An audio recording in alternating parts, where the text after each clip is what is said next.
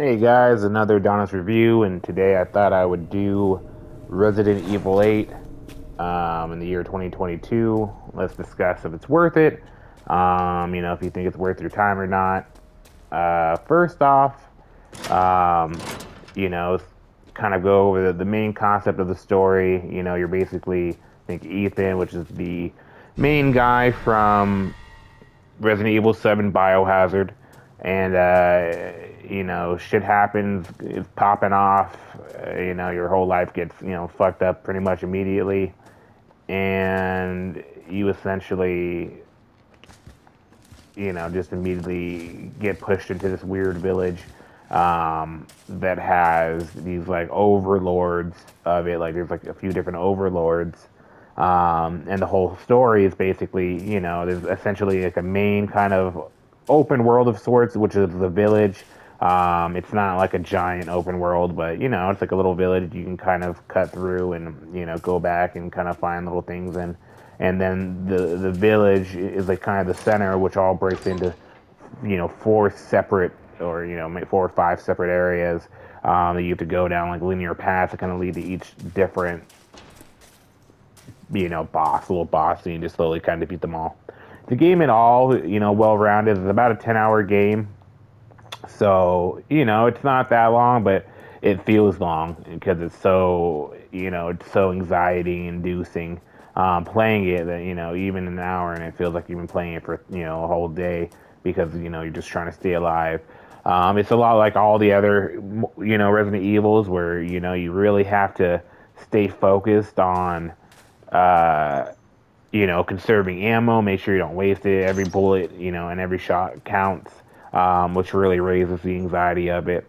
But overall, if you've played Resident Evil 7, I feel like this is a very great expansion of what you should expect from 7. If you liked Resident Evil 7, which I thought was fantastic, but then putting in the first person, their graphics are amazing. Those phenomenal graphics.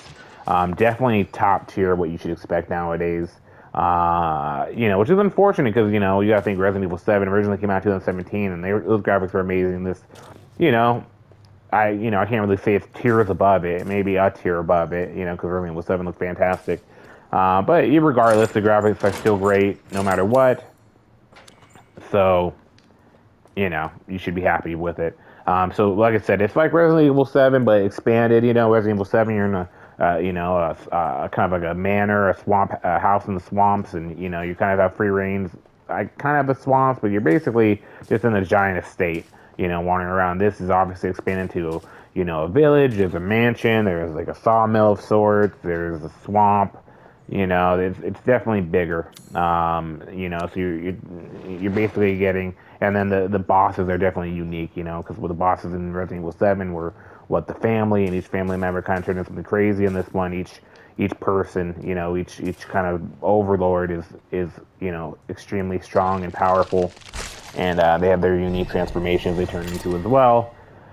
So I say story is definitely top notch. If you like Resident Evil 7, I think you'll like Resident Evil 8.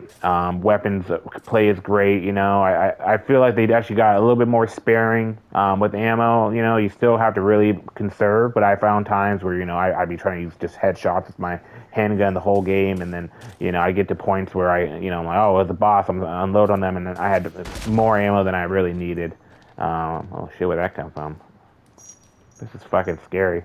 But so the end all be all is that yeah, it really is. I would say a slightly easier, maybe by a little bit version of Resident Evil 7 that's been greatly expanded on, but I wouldn't really say it's truly easier. Just like I said, it allows you to use your bullets more. And the thing I kind of really hated about Resident Evil 7 the most was the fact that there wasn't a big variety of enemies. That was kind of the thing that really bummed me out. That you basically just fight like goo men. What the fuck is that? What the fuck is that? What the fuck? Ah! Oh.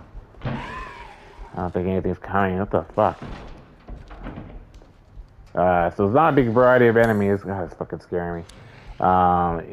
So The variety, there's definitely a bigger variety here, which is nice rather than just fighting black goo, man. What the fuck, man? Where is that coming from?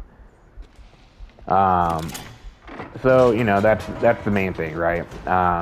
Graphics fantastic. I feel the story's great. They have great little puzzles. I feel like they could add more. Like they've introduced a new puzzle where it's like you put a ball on a little castle of sorts, and you gotta roll it to the end. It's not very difficult. I don't really know how they have it. It's kind of a stupid little puzzle, but so not all puzzles hit, but definitely are some that do really great, and they really do the old well.